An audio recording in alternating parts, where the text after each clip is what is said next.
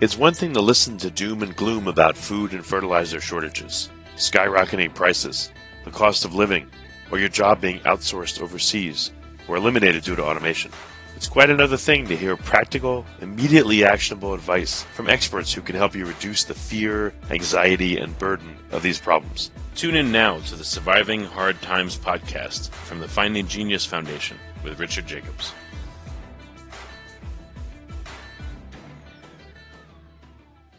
Before we begin, a note from our sponsor. I'm Richard Jacobs, Executive Director of the nonprofit Finding Genius Foundation and host of the Finding Genius podcast. In late 2016, I was rear-ended at 65 miles an hour by a truck on the highway, which sent me off-road into a ditch. The impact of the collision gave me a concussion and other injuries. At the hospital, a CT scan showed that I had thyroid nodules, which turned out to be cancer.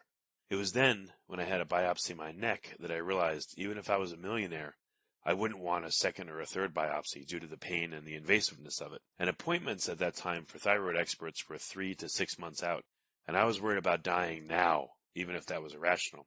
So because of this, I've decided to raise money to conduct a literature review on steroids, on the causes of anxiety and depression, a condition that affects well over 50 million people in the United States and hundreds of millions worldwide.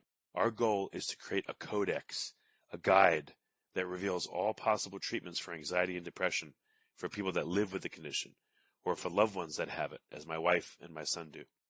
To find out more about our fundraiser, visit findinggeniusfoundation.org and click on Current Initiatives. And now, to our guest. Hello, this is Richard Jacobs with the Surviving Hard Times podcast, sponsored by the Finding Genius Foundation. I have Richard Mulvaney. He's a professor, part of the College of Agricultural, Consumer and Environmental Sciences at University of Illinois. And we're going to talk about the use of nitrogen, carbon, and fertilization of plants and on soil. So, Richard, thank you for coming. My pleasure to be here. If you would, tell me a bit about your background first, and then I want to ask you about the current research you're doing. Well, I'm a native of Illinois and have a long history connected with agriculture. Grew up essentially on a family farm in the northern part of the state and had an interest in soil science that led me to get 3 degrees in it. And my focus in more recent times has been with nitrogen fertilization. And we've done many studies on looking at the fate of nitrogen fertilizer. And as a part of that work, we became interested in the long-term impact of nitrogen fertilization on the soil itself. And that's really the focus of what I'd like to talk about in this interview. Okay. So how does nitrogen fertilization typically occur? I know there's nitrogen-fixing bacteria, but is it just put in there with the exogenous fertilizer, or how does it typically happen? So the use of the intensive use of nitrogen fertilizers in modern cereal production is a global occurrence, and the world's food supply has a lot to do with the use of those fertilizers. So they are the most important fertilizers that industry sells, and they play a huge part in bolstering the food supply. So we're talking about the input of synthetic manufactured nitrogen as a staple part of our food production system. And that nitrogen is produced in the form of ammonia. The source of that N is actually the nitrogen gas in air. But the nitrogen, in order to make it useful for crop growth and plant nutrition, it has to be converted to a more reactive form, and that form is ammonia. And once the ammonia has been synthesized, it can be applied in that form, or it can be converted to other nitrogen fertilizers. And of those, the most common would be synthetic urea. Okay. So there's a tremendous usage of nitrogen around the world. And a good example of that would be for corn production here in the Midwest. Nitrogen is the leading fertilizer for that purpose. And we became interested in what effect that would have on soil organic matter going forward in the longer term. And I might tell you how we got interested in this topic. It was not because of what we had read in books or the literature. There we would find the message that nitrogen fertilizers build soil organic matter by increasing the input of residues.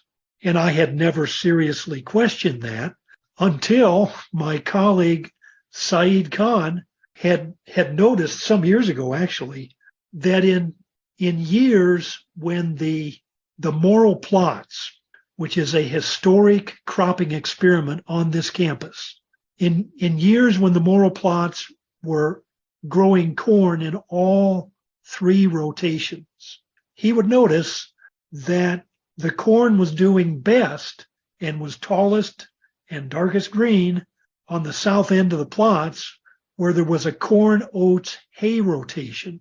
And then it got shorter and didn't look as good as he went north into the corn soybean rotation and then into continuous corn. Well, we found that pretty interesting because the continuous corn would be the plots that get the most synthetic nitrogen. They get it every year.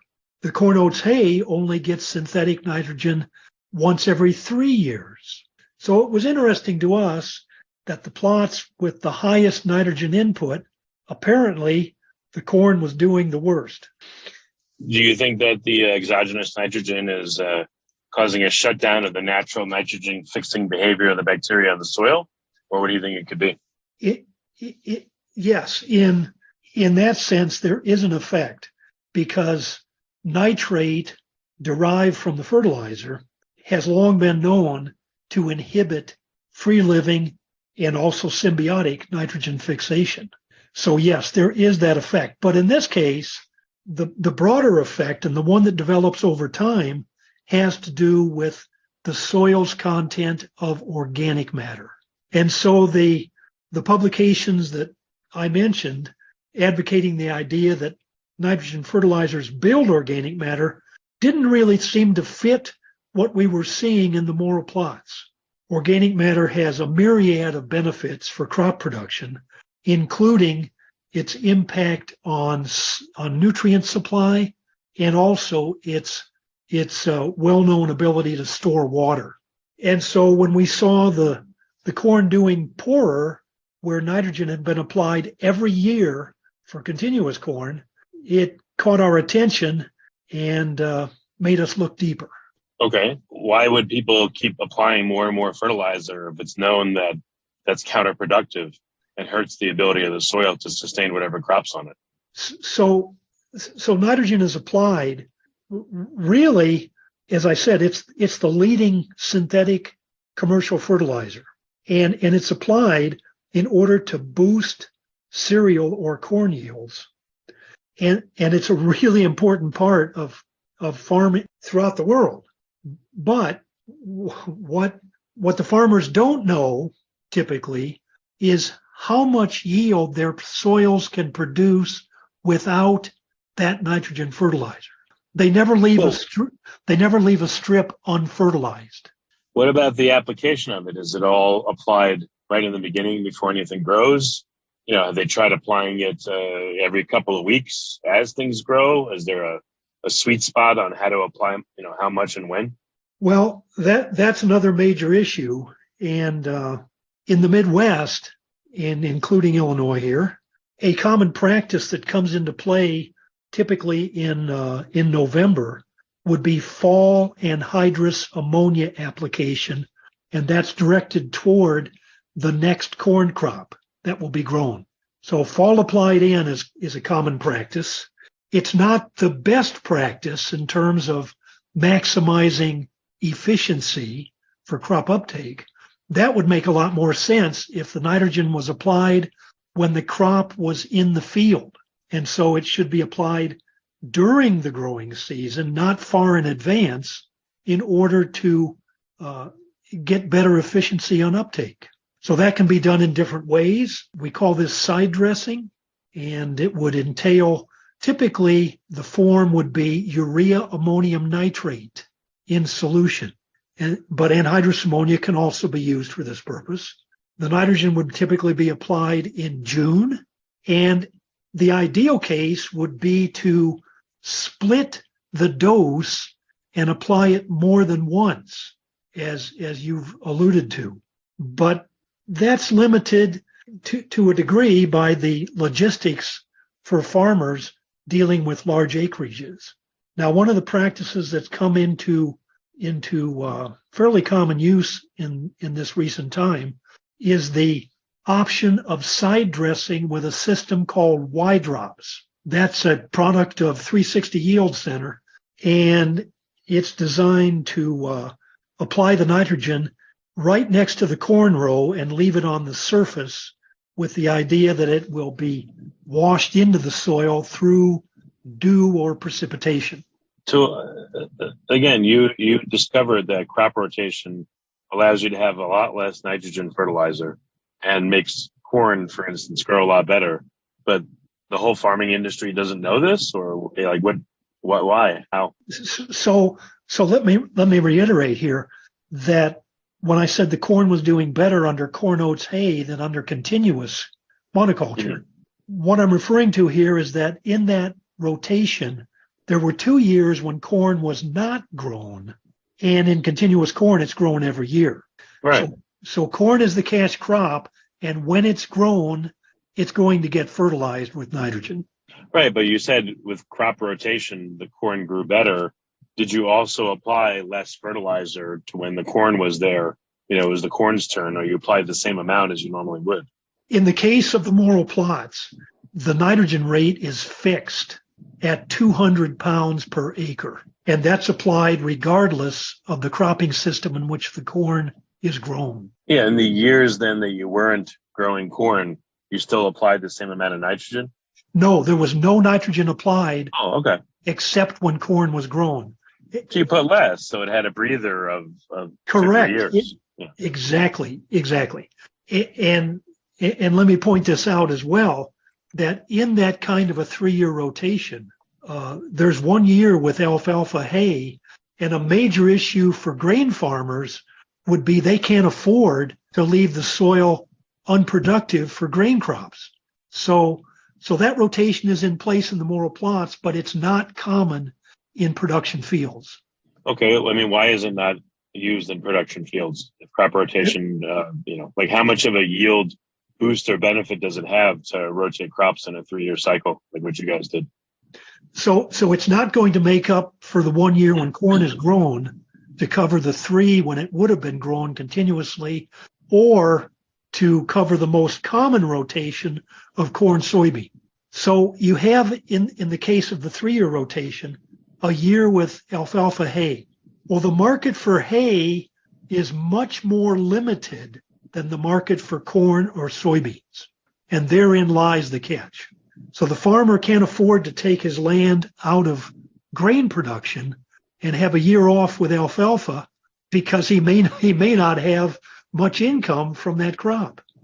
Oh, okay. So, I mean, hay, though, is necessary. If you had a collective of X number of farmers that all went on this same rotation program, the ones that are producing hay for that year, maybe they could be subsidized so that they still would make enough when they did corn, but now they're providing something necessary to other aspects of farming and vice versa. Okay, I agree. There is some flexibility in that type of adjustment. But let me also make the point that when the corn, oats, hay rotation was established in the moral plots back in 1876, hay was a staple crop because horses were the source of farm power. They needed hay as feed. And so that's all gone now with the transition to mechanization. So the market is naturally much more restricted now than it would have been back at that time. Well, I mean, what else could be rotated in that would be useful, if not hay? Well, there are small grain crops that might be a potential, but they too would take some nitrogen. For example, wheat would be one possibility. Oats used to be a viable choice as well, but again, the horses were the source of power, and they're the ones who consume the oats. Well, what about other animals, pigs, chickens, etc.? What could be grown, let's say, to feed them? I mean, there's got to be stuff that could be grown that could be used in other parts of farming. And no doubt there is. for example, with hogs, a major source for their diet would be corn, and there wouldn't be any need for hay with hogs. But with dairy cattle, there could be some use, but it's more limited. So it becomes an issue of market and profiting from the crops that are grown. So there's nothing else that could be grown? I'm not saying that. With traps and soybeans, or is that just become so common and so subsidized that we are kind of trapped to grow those only? Yeah, and that's really the key right there. So we have a system that is set up for grain production, and corn and soybeans are the predominant grain crops. Yeah, that's really the key. Well, I mean, what else could be grown there that you think would be very helpful, would be a big source of food for everybody? I know we're kind of stuck in this system we have, but, again, ideally, what else could be grown that you think would be very useful and would accomplish rotation and boost yields and et cetera? Sure. There are many possibilities that could grow on the kind of soils and the climate we have here in the Midwest. No question about it. Organic farmers are exploiting those possibilities, and that's a great thing to see. We need more diversity. But the point we're making here is that for conventional grain farmers, they're pretty much locked into corn and soybeans. That's the problem. What about wheat, though? I mean, wheat is big. Yeah, absolutely. Wheat is another possibility, and it is. Like what does a wheat rotation look like versus a corn soybean one? Like, wheat corn rotation, what does that look like, for instance? Well, typically wheat's going to be part of a multi-year rotation. And the corn would be the crop that would typically follow a legume. And when I say because the nitrogen fixing, that's why, yeah. Precisely. And when I say legume, I have in mind more of a forage legume like clover or alfalfa. Okay. But I mean, why can't you do that through cover crops instead of like redoing the whole field? Like, why not do that? Well, it's a cover crop you still could plant for the year, I would think, right? Sure. Cover crops are getting more attention these days. And with legumes like hairy vetch, for example, yes, they can supply some of the N to the cereal crop that follows. Yes. Okay. So going back to your experiment with these plots, so I guess you found was there an ideal rotation, or again, at least do corn, soybean? I don't know. What if you revisit it and actively use cover crops? Is that worth an experiment, or like what would be next for you to look at to see what to do? Well, there's a lot of work being done on cover crops now, and that's a good thing. But in the moral plots here that we were talking about, there's no flexibility to change the cropping system. There are three systems: continuous corn, corn soybean, and corn oats hay, and they've been in place for many, many years. So we're talking about that set of cropping systems, and the point I'm making is that the soil was different and had become different among those systems. Okay. So what would be your ideal? What can people change in order to, improve their soil? It sounds like they need to rotate out and grow different crops and or reduce the amount of nitrogen without compromising yield. So I would think in order to, be sustainable with your agriculture and not like suck the land dry and kill it, with corn, like what could be done? What combination of things can be done to make it better? If the farmer can introduce legumes, then the biological nitrogen from fixation will reduce the need for chemical nitrogen from fertilizers. And that's a very good strategy. But I should make the comment here that the most common legume, namely soybeans, doesn't really enrich the soil to speak of. Grain legumes don't really leave much in after they've been harvested. For that, you need the forage legumes, as I mentioned earlier, clover and alfalfa. Well, can clover and alfalfa be put as a cover crop and then have, like ruminants like cows graze on it so they get some nutrition, and it's done the job of replacing nitrogen, and it's not, it's not harvested, but again, at least you get those two things out of it. Right. And especially with organic systems, that's the very strategy that's being used. They're introducing a multi-phase rotation, and it will include legumes, and they will also typically have grazing livestock. Yes, that's exactly what they do. So what happens when you have a system like that? How much is your nitrogen input reduced? Well, organic systems don't use commercial fertilizer. They're not going to use any at all. And so they're putting nitrogen in first from fixation by the legume. And secondly, for non-legume crops like corn that may be in their rotation, they're going to be applying typically manure of some form, and that would supply a lot of N instead of fertilizer. What have you noticed about like the GMO corn and things like that versus non-GMO corn? Or is there no non-GMO corn at all anymore? Or if it is, it's organic completely. There's like now a total division between organic and non-organic. Correct. Yeah, that's exactly what's happened. That the organic growers are using non-GMO corn. It's not a big market, but that's what they have to use. And most, not all, but most of the conventional production systems would use GMO. So there's also that too. I mean, has anyone looked to see how the GMO corn itself, with or without the same amount of fertilizer, impacts the soil health? Is there any correlation there as well? I can't speak definitely on that, but there has been research to look at the impact of GMO versus non-GMO crops like corn. Yes. I should also mention, however, that in the case of the Morrow plots here on campus, that's going to be a GMO corn that's grown. Oh, okay. Well, I mean, it would be interesting, I guess. You can't do everything, but it would be interesting to see, the GMO itself, how much that affects the soil health. Oh, I definitely agree with you. Yes, it's an important topic. So what advice comes out of this, the experiments with the Morrow plots? What's next? Okay, so what we found in the Morrow plots was that despite getting the highest input, not only of nitrogen fertilizer, but also residues, the continuous corn had the lowest organic matter as compared to the other two rotations. So this kind of flies in the face of the conventional wisdom that adding nitrogen to increase yield builds organic matter by increasing the input of residues.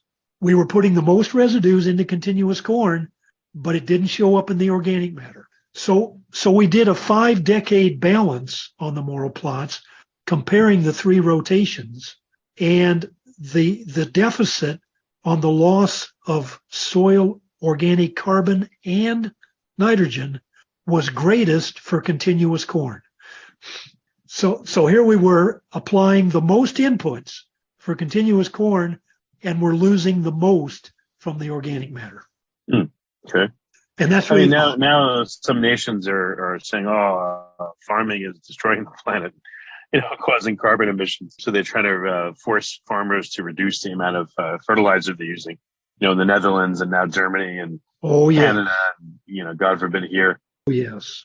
So how does your findings play into this? Okay, so a point I need to make here, it would be that a crop like corn derives the majority of its nitrogen, not from the fertilizer, but from the soil. And with that in mind, an important strategy that could help improve things would be to estimate the soil's capacity to supply nitrogen, because soils differ. So if we can more accurately estimate what the soil supplies, then we can adjust fertilizer rates accordingly. If a soil has more supplying capacity, we cut back on the fertilizer, and vice versa. Well, I mean, if it has less capacity and if you crank up the fertilizer, it's just keeping it dead. Why not rejuvenate it? How long might it take to rejuvenate? And does anyone explore this? Would one season of clover and the right cover crops be enough to rejuvenate a soil where it could be planted again? No, it wouldn't. Soil changes take place over considerable time periods. We're talking at least decades. So this is not a rapid process that can be easily solved with just a year or two of a different rotation. It's going to take time. But what would a year or two of rotation do? I won't completely fix things by any means, but how much would it help? I mean, it's going to help increase the soil's fertility and end supplying capacity, maybe by 5 to 10%. But I would make another point here that a more rapid fix is available from many kinds of manure. Manure is something that will really pay off in a big way for increasing soil end supply. I mean, livestock are being culled too with, whatever the crazy reason is. So, I mean, it seems like we're headed in the wrong direction completely. It seems that way to me too. I'm aware of the view, especially in the organic agriculture world, that agriculture cannot be sustainable until the animals are brought back to the farm. And I'm inclined to agree with that view. So, I mean, what other tweaks have you found in terms of, maximizing the nitrogen capacity of the soil? And then we haven't talked about, the PK part of the NPK, phosphorus and potassium. Is there any, I mean, when you grow corn, what happens to the phosphorus and the potassium? Is it disturbed at all? Well, that's a good thing you mentioned that issue, because the moral plots have something to say there as well. Oh. And what they have to say is that for the unfertilized treatment in the moral plots, where there's no N, P, or K applied, and yet they're cropped year after year. So there's removal but no input.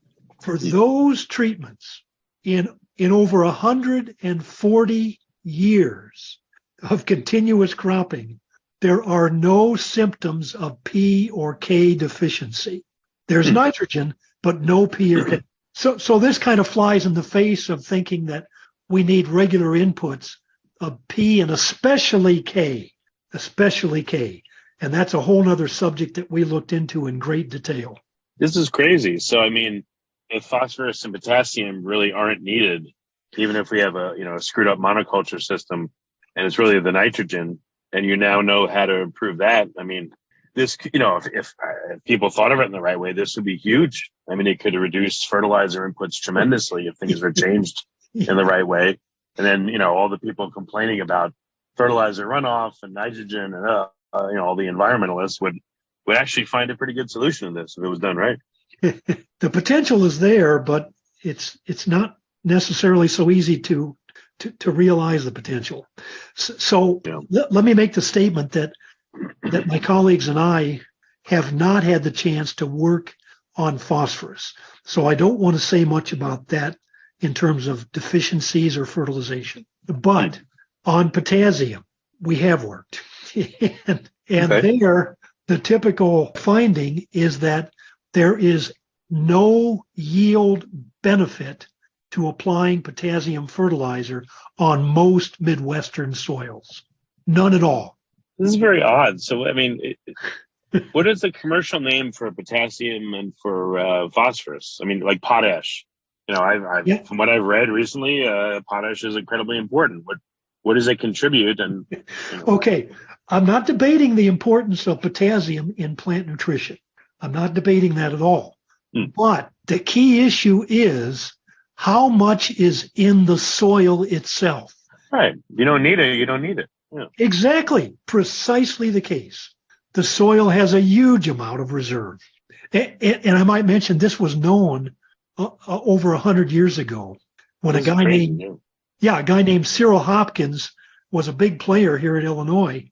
And we came across one of his publications talking about potassium fertility.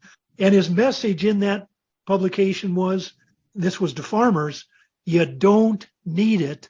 The soil has plenty. This is crazy. Yeah. I mean, well, what it tells me though is it sounds like it's incredibly important for you to, I'm not trying to put it on you, but if you're able to figure out, okay, if someone wants to just grow only corn, what's the best way to maximize the yield of it and, keep the soil from turning to, useless dust, and reduce fertilizer usage. I mean, if there's a way to do that, it's a win-win-win. Okay, so we have two approaches in mind to address that. One is, and especially focusing on nitrogen, to take the soil into account and lower the fertilizer dose if the soil is richer. And there are ways to test the soil to know that. The second approach we've been working quite a bit on is to increase the efficiency of plant uptake of the fertilizer, of fertilizer nitrogen. So we use something called nitrogen 15, which is an isotope, to label the fertilizer so we know how much ends up in the crop and how much didn't. And we've been working on different application methods, timing and placement, and even nitrogen form. And there are differences. And what we talked about earlier is very relevant, that if you can split the dose, you have a good chance of increasing the uptake efficiency. And so why does it matter how much gets taken up versus left in the soil? Well, the problem is when you leave it in the soil, it might get lost to the environment. But more than that, it's going to stimulate the soil microbes to burn carbon. And this becomes the problem when we talk about the depletion of organic matter brought on by synthetic fertilizer. It's not just. What do you mean? Is that due to respiration, or what do you mean? Yes. Burn? Yes. So what happens is that carbon and nitrogen cycling is closely coupled. And with most of the microbes in soil, just like with us, they need carbon to make energy. But in order to use that carbon, they need to make the enzymes that would be necessary. And all the enzymes contain nitrogen. So there's the interaction right there. So they have to fix nitrogen as part of their life cycle and to utilize carbon to grow and proliferate. Okay, I'm not talking about nitrogen fixation from the air. That's not what this is about. This is about the vast group of microbes that are involved in residue decomposition. They're the herd in the soil. And so they want to burn that carbon from the residue. And in order to do that, they need available nitrogen to make the enzymes. So, quick question. When you say residue, you mean the residual excess nitrogen? No. What I mean there is the biomass returned from the crop, left in the field. Okay. The unharvested ends. Yes, bits, exactly. Roots, all that stuff. Okay.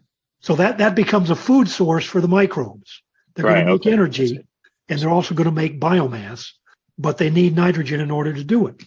So if the nitrogen is not taken up by the crop, it becomes a factor that can stimulate the microbes to burn more organic carbon, either from the residues or indigenous sources in the soil itself. And this is the problem.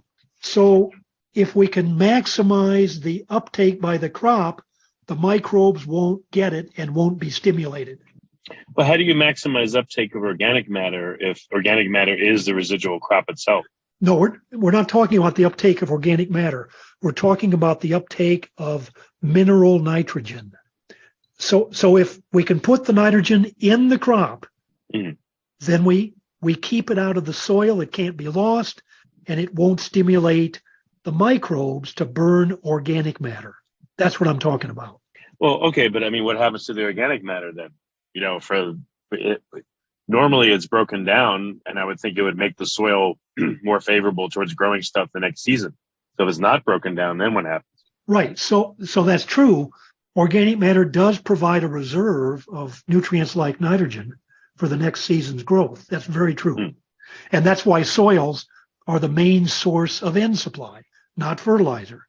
But if you reduce the rate at which the organic matter is decomposed, you help sustain a higher organic matter level in the soil, and that does nothing but good for productivity because organic matter stores water, it increases infiltration of rainwater, it's a win-win. It also supplies those nutrients, and it holds other nutrients through cation exchange. So there are many advantages and benefits from having more organic matter, and the strategy I'm talking about is having more by reducing the loss from stimulating the soil microbes. What is the trade-off here, though? The trade-off. If you have less decomposition of organic matter, again, like you said, the bacteria don't use as much carbon. They're not as active. They don't, they're not chewing it up. So more organic matter remains in the soil for next year's crop. So is it all beneficial, or are there trade-offs or negative aspects to doing this? Well, okay. So again, the interaction between carbon and nitrogen is at the focal point of the whole process. So if you build up organic matter, and especially organic matter that's high in carbon, then yes, it's going to have the effect of tying up mineral nitrogen, and that can reduce the availability to the next crop. But the normal process is that organic matter is a kind of a fluid resource.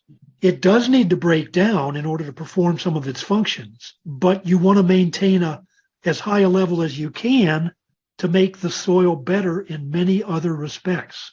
So it's a balancing act, and having more organic matter is generally a very good thing. So, okay. So I guess there's a sweet spot between, again, retaining X amount of organic matter versus utilizing it for, Yes. Again, the stuff that gets utilized, what benefit does it bring when it gets utilized versus not? Right. So yeah, there is a sweet spot. You're right. And so when the organic matter is utilized, it releases nutrients that are bound to it. And the foremost among those would be nitrogen. So it makes the nitrogen available in a mineral form that can now be used by the next crop. And that's a really important process. So there's two ways. There's cover crop, which also its decomposition eventually would lead to more organic matter. Then there's also, I guess, slowing the consumption of the existing organic matter. Yes. Yes. So how do you utilize these two things to, again, make it, have optimal conditions to be able to relentlessly grow corn to the end of time? Right. It is a balancing act, and it depends upon the type of cover crop that's being grown and the kind of residues that are decomposing. If you're growing a cereal crop like cereal rye or annual rye, then you're not adding nitrogen from biological fixation, but you are adding carbon in the residue, and the effect is going to be the microbes will break down the residue and tie up available nitrogen in order to do it. And that's going to reduce nitrogen supply to the next crop. So you need to be cognizant of that issue with non-legume cover crops. Well, so those kind of cover crops, I would guess you plant them, and then you pull them all out X number of weeks before you're going to plant your regular cash crop? Yes, so correct. They don't decay? Correct. They're going to, you don't pull them out. You kill them by some approach like rolling or crimping, and with a non-organic system, maybe herbicides. But you leave and return the residue to the soil. It doesn't get taken away. So that residue is going to break down, and when it does, the microbes will need nitrogen. But why wouldn't you just take it out, though? Then it won't break down. It won't leave residue. And maybe more nitrogen will be preserved. No. One of the main points of cover crops is to, just what the name says, cover with the crop, cover the soil. You want to protect the surface soil from things like raindrop impact, reducing runoff and erosion. The cover crop helps to do that. Right, but again, if you leave it right up until let's say you leave it until the end and you grind it up, it goes into the soil, and now a week later you plant corn, versus let's say you grind it up a month early and then let it go fallow for let's say a month and then plant the corn, would there be a difference there? Or is it better to grind it up and literally take it out of the soil? I don't know what you do with it, but maybe it's left nitrogen in the soil, but then you don't have the organic matter to decompose and take up nitrogen again. Right. So that cover crop, if we're talking about a non-legume especially, has taken up nitrogen from the soil. And you would want to return and keep that nitrogen as part of what the soil can supply. So it's not a good idea to remove the residues from the crop. Okay, but again, now how do you control the consumption of residues? So you have some there, but not, Okay, so there's a lot of issues with cover crops, and that's certainly not my field of expertise. But one of the issues is the timing of removal and of killing the cover crop. And in that sense, I can mention a couple points. One is with the fact that a growing cover crop is a cover crop that is depleting soil moisture. And this can cause real problems if the year turns out to be dry, and it can destroy the main crop. So that that calls for some important choices on the part of the farmer as to when he cuts out the cover crop. The other issue is with non-legumes like cereal rye, you're going to get to the point where the cover crop ties up nitrogen during breakdown. And so if you don't give some time for that to happen before the main crop is planted, again, you can induce nitrogen deficiency. So people not only need to know which cover crops to use, but when to leave them in there, when to take them. Is it this cover crop works best with corn, this one best with that, et cetera? Yes, precisely. Yes. It's complicated. Okay, and I see. If someone is just left to their own devices, I guess there's a good likelihood that they'll try this and it quote unquote doesn't work because they didn't do it the right way. Yeah. Cover crops, if they aren't done correctly, can be a disaster. Oh, yes. So there's, as you said, there's a lot of factors that need to be considered. So, have you developed an idealized plan for farmers that are growing in certain areas? Let's say in the U.S., in Iowa or wherever they grow a ton of corn. And, have you been able to make a set of suggestions that would help them optimize what they're doing better, reduce inputs, et cetera? Well, we've come up with a soil nitrogen test, and it's gotten mixed reviews in the last 20 years, but it does open the door to variable rate nitrogen, which is really where we need to be going. We need to adjust the rate of nitrogen fertilizer according to what the soil can supply. And this test provides the means to make those adjustments. And it's being used for variable rates by some in the private sector. So does that require consistent testing of the soil as you go through the growing season and the non-growing season? The test I refer to as the Illinois N test or ISNT. This is a pre-plant test, which means that the sampling is done prior to the growing season. And typically it'll be done in March or April. And you'll get an estimate of how much nitrogen could be supplied by the soil, which can then be used to adjust the fertilizer input if you're going to be applying the fertilizer, for example, during the growing season. Oh, so it's a one-time test. That's excellent. Okay. Correct. It's a one-time test. You don't have to do it multiple times, right? Correct. Yes.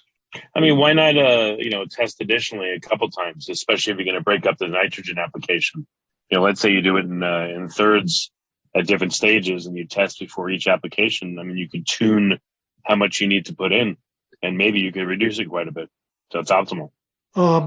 It is possible to do multiple tests during the growing season, but an approach that may make more sense is to do the pre-plant part of the testing with this Illinois N test and then follow it during the growing season by testing for nitrate. And so that can help to clarify how much N is actually being supplied to the plants when they need it. And if for example, it turns out that the growing season is short on precip, then you may have had the reserves in that soil, but they didn't mineralize, they didn't become available, and the nitrate wouldn't show up. And then you may have to think about maybe a supplemental fertilizer treatment. Well, if nitrate is present, is there now things that can help remove that or suck it out of the soil? Well, the main thing you want to suck it out of the soil with is the crop. It's going to do a lot of good, and it will keep it out of the environment. So the presence of nitrate indicates that you've over-fertilized. Yes. And the crop now is blocked from uptake. The crop all nitrate sitting there. Okay. Yeah, the crop doesn't need all that nitrate, and so you have nitrate left unused by the crop in the soil. But again, what would you do if you have excess nitrate? You're like, how do you? Is it too late to help the crop? Like, could you temporarily do something to drain it out? What would you do? Well, if you have excess nitrate, then the crop has what it needs. And so now it becomes an issue of having too much. And how are you going to manage that? There are different options, but I would make the point that the best way to manage nitrogen is to go for the source. Not right, don't let it happen in the first place. Yeah. Exactly. But I mean, if it does happen, is there anything that you imagine that could help? Well, one option that's been looked at in many studies has been cleaning up tile drainage water with the use of what are called bioreactors. So using carbon-based microbe activities to consume the nitrate and take it through a process we call denitrification, get it out of the water. So it's a purifying approach for reducing water pollution, but it's not perfect because one of the products of denitrification is a greenhouse gas called nitrous oxide. So in effect, you're trading water pollution for air pollution. So there's no other way that you know of to suck nitrates out of the soil? There's I'm no trying to good solve way. it all on this phone call. We may not succeed. I know, that's what try. As I said, the best approach is not to put the excess fertilizer there to begin with. Yeah. Huh. How is this being received? You know, the communication of these optimization. You know, are you being demonized and told you're terrible, or are people listening? Well, there has been some of that. When we developed this Illinois N test back around 2001, the work to do that was being supported through fertilizer checkoff funds in Illinois.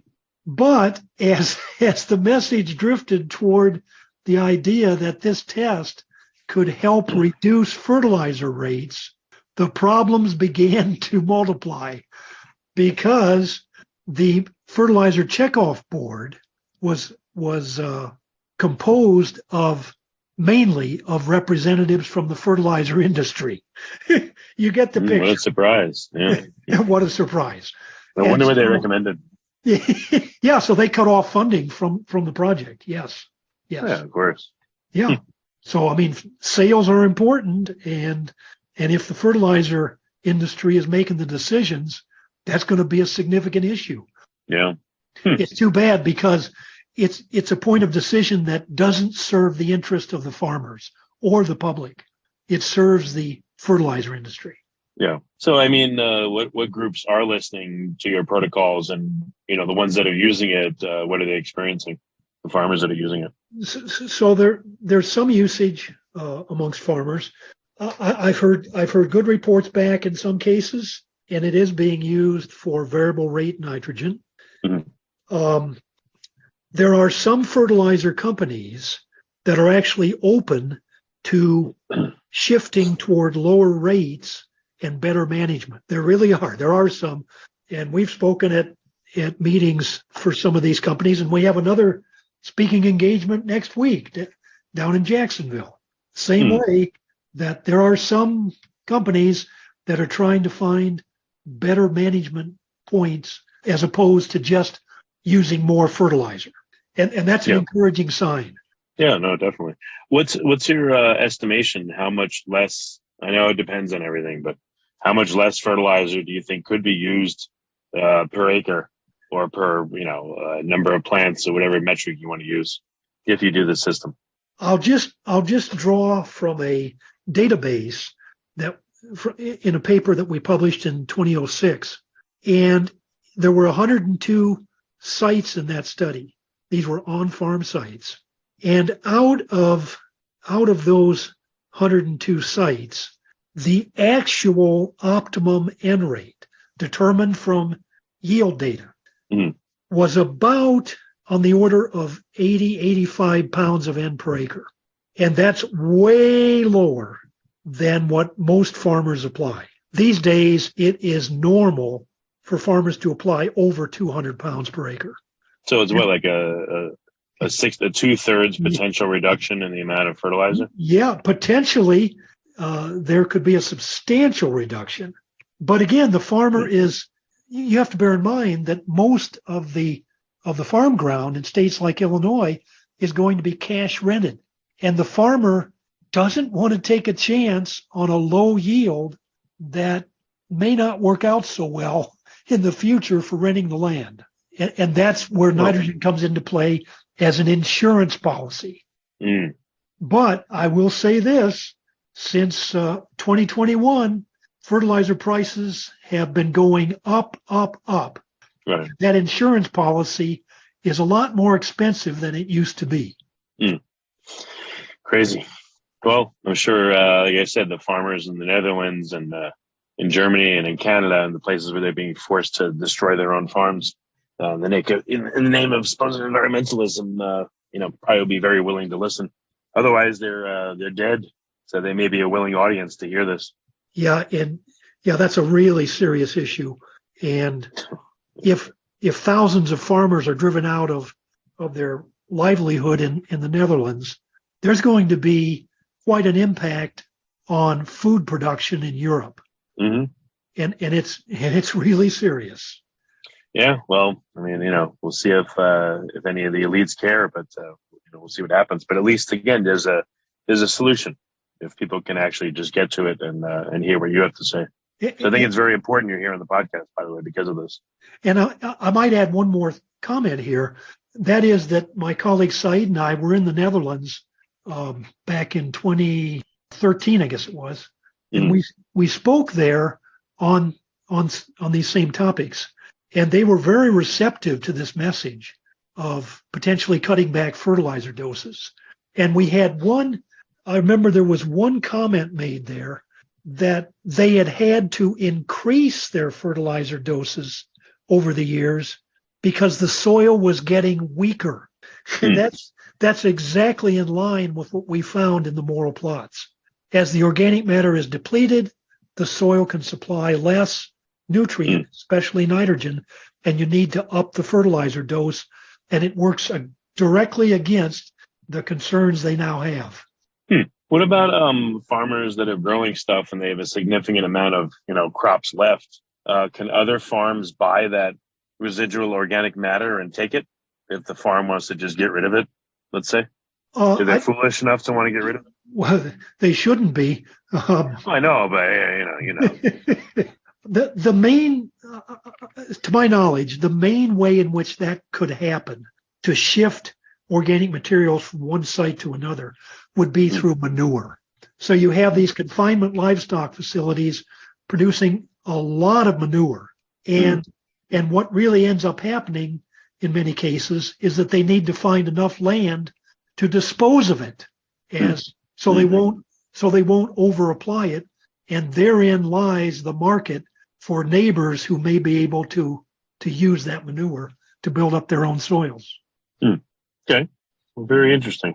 Well, Rich, I've had you on for an hour. I'm sorry to question you to death here, but you've got a lot of great info. Where can people listening find out more about the nuances of what you're talking about? So whether they're just a small homesteader, in the U.S. or wherever in the world, or they have a larger farm and, you pique their curiosity by listening and they want to do something, they want to embark upon this path to help themselves.